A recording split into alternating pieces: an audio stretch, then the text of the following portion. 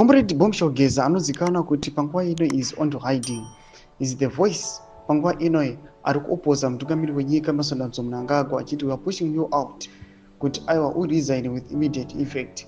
Sanapinda mashoko anopa as an update pamusoro pemaprotests kana kuti mashutdown aripo panguva ino achiti aiwa vanhu ngavasenda kumabasa kuti tishowe as a signal kune the regime. Don't forget to subscribe or like or turn on the bell icon.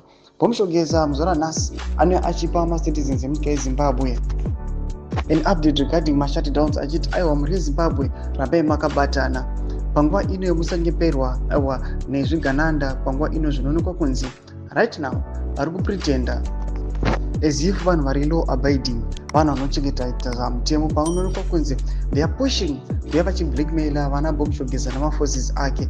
Bombshell Geza anopa an example yezvakaitika makombis amakona akapisiwa pamwe chete nematires aibhenewa achiti isusu we are distancing ourselves from those acts. Tinoda kuti hatina kana anyone watakatuma kuti anoita those attacks mumakombis kana kuti matires aibhenewa.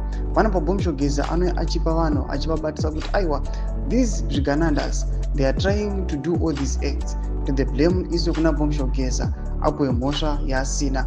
Anotaura nawo yana Ngarivume nana Amos Chibai achinzi panguva ino ndo vari kupiwa mhosva iyi vachinzi aiwa they are pushing kukonzeresa violence mumastreets kana kuti mumacommunities.